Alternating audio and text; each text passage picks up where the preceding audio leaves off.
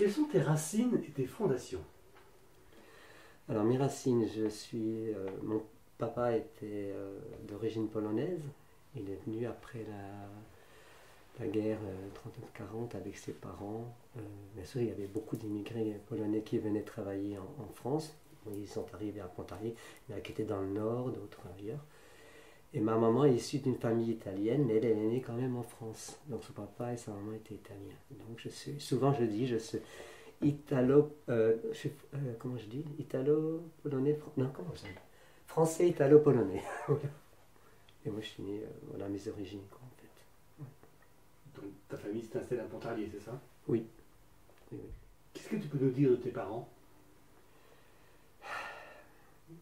Alors mes parents, malheureusement, ils sont séparés, ils ont été divorcés. Alors j'étais beaucoup avec ma maman, beaucoup, c'est-à-dire oui, parce que c'est pratiquement elle qui nous a élevés, mon frère et ma sœur. Chez moi, avec mon papa, ça se passait pas très bien à la maison. Donc c'était assez difficile à la maison quand il rentrait. Il y avait toujours des disputes et des choses. Et j'ai vécu des choses qui n'étaient pas très, très, très agréables, quoi, en fait. Et mon père est mort en 1996. Pardon. Et par contre, je ne le voyais plus. C'est-à-dire après le divorce parce qu'en fait mes parents ont divorcé une fois, ils se sont remis ensemble, ils ont fait ma petite sœur, et nouveau ça marchait pas, donc ils se sont nouveau séparés, et ma mère a dû aller retravailler en usine, etc. Et, et mon père, je le voyais plus, je lui en voulais beaucoup, quoi. Voilà. Il a essayé de me recontacter, c'est vrai que quand j'ai fait mon service militaire, et comme il habitait Dijon, puis que je l'ai fait à Dijon, une ou deux fois je fais quand même aller le voir, mais je rien à lui dire. Voilà, c'était un peu distant, quoi. Voilà.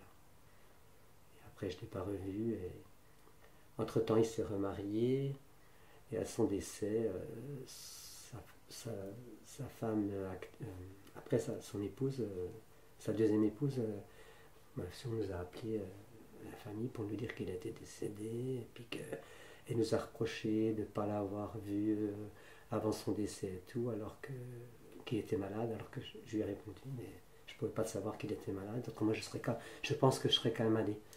Mais voilà, jamais de ce côté elle a fait un effort pour nous dire papa veut vous voir, etc. Voilà. Bon, c'est peut-être un regret aussi, ça. Tout à l'heure je parlais de regret, ça peut être aussi un regret. Mais bon, c'est comme ça, quoi. Je vais revenir un petit peu sur tes doubles origines, italienne et polonaise. Ouais, Est-ce que tu as eu l'occasion d'aller voir ces origines, enfin de ces pays? Alors non. La Pologne, je ne suis jamais allé. C'est toujours aussi un regret, mais j'ai dit j'irai un jour. Je pense que j'irai un jour. Mais c'est vrai que je ne sais pas comment expliquer ça.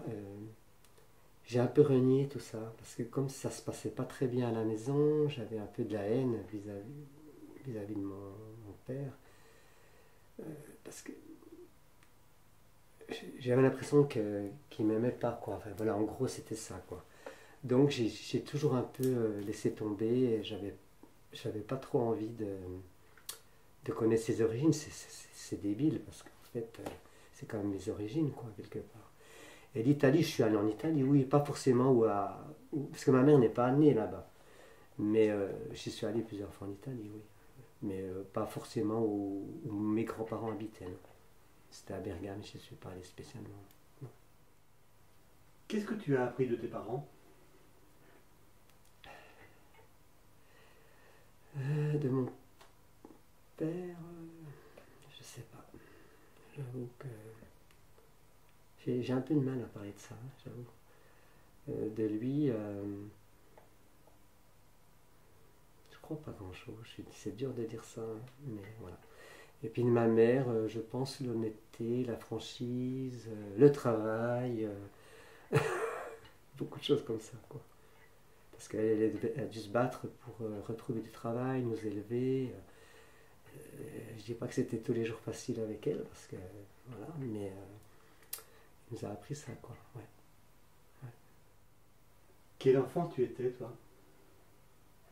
Assez réservé, timide, qui n'avait pas confiance en lui. Et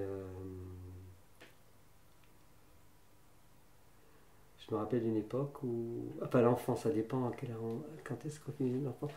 Plus l'adolescence, je me rappelle, j'étais pas très très heureux, quoi. J'étais pas très heureux parce que j'ai retrouvé il y a pas longtemps, j'écrivais beaucoup tout- tout mes, toutes mes peines, entre guillemets, tous mes espoirs, enfin un journal intime, quoi. Et je me suis aperçu que voilà, quoi. J'avais même des fois des idées pas très sympathiques, quoi. J'étais pas très très heureux, je crois. Ouais. Et c'est vrai que j'ai beaucoup occulté, j'ai pas beaucoup de souvenirs de. Jusqu'à 20 ans, j'ai pas beaucoup de souvenirs. Pour dire mes 20 ans, je ne sais même pas ce que j'ai fait. Oui, parce que c'était pas une période très sympa pour moi. Voilà, j'étais avec ma mère, ma soeur, et puis voilà, je ne vais pas dire que j'étais malheureux, mais j'étais pas épanoui. Voilà, je me sentais pas épanoui. J'avais un mal-être, j'étais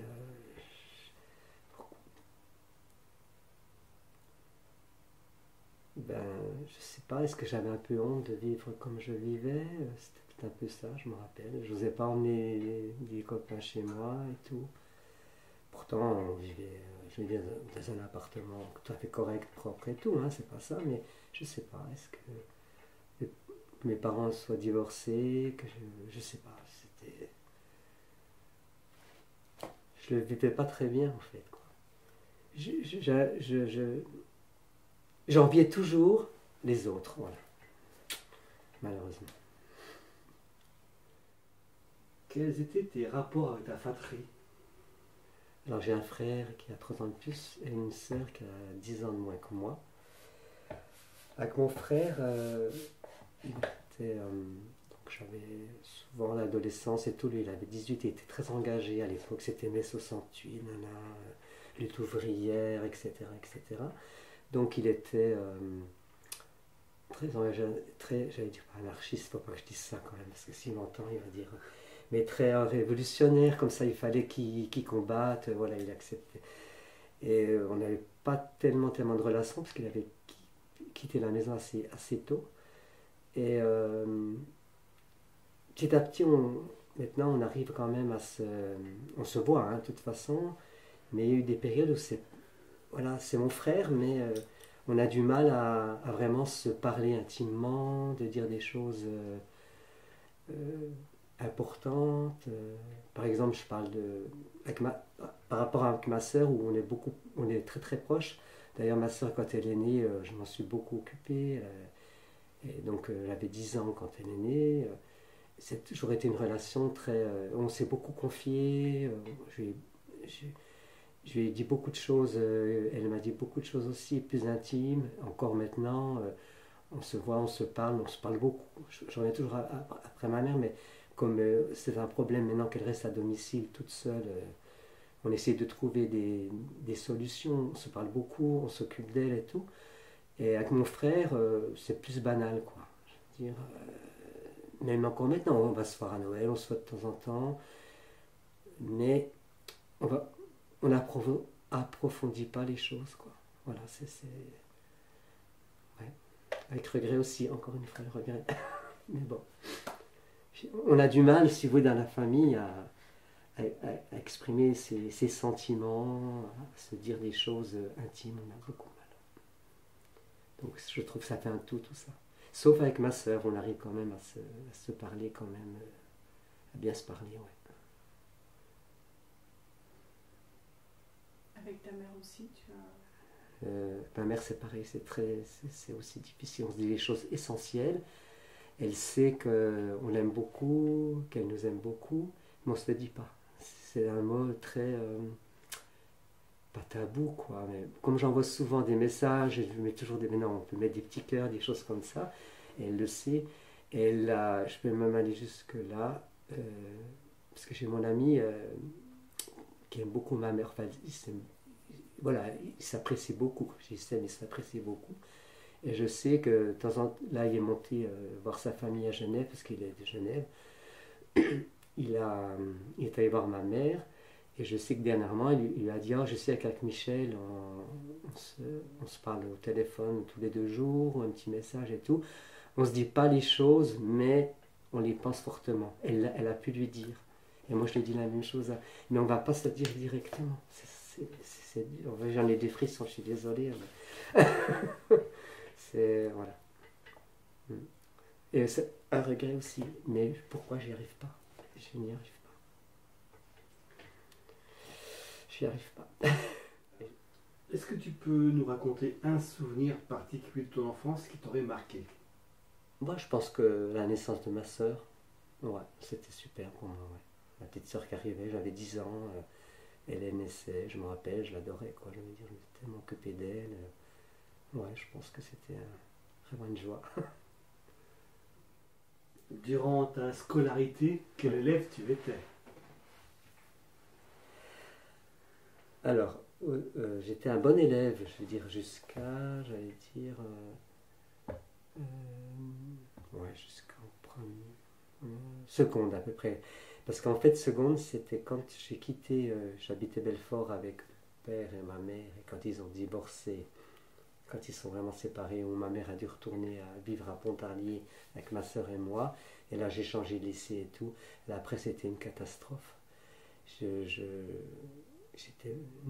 Quand je dis j'étais nul, j'étais très perturbé, et j'avais des mauvaises notes, enfin j'étais assidu au cours, mais j'ai l'impression que je comprenais rien. Voilà, j'avais cette impression-là, je me rappelle des cours d'histoire, des cours je sais pas, j'étais toujours en train de... Pardon, je rêvais là. J'avais toujours la... Je sais pas à quoi je rêvais, mais j'étais mal dans ma peau, quoi. Ouais, à cette époque-là. Puis j'ai quand même eu mon bac avec du rattrapage. Et après, j'ai quand même pu faire un IUT où là, ça a été pas trop mal quand même. Après, je suis revenu sur les rails. Mais voilà, c'est vrai, j'étais bon élève jusqu'après seconde.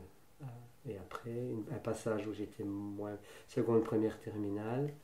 Et après, quand je suis parti en IUT, ça allait parce que on est toute une bande d'amis, copains et tout. Et j'avais mon indépendant, j'avais mon petit studio à Besançon et c'était une autre vie, quoi, en fait, là.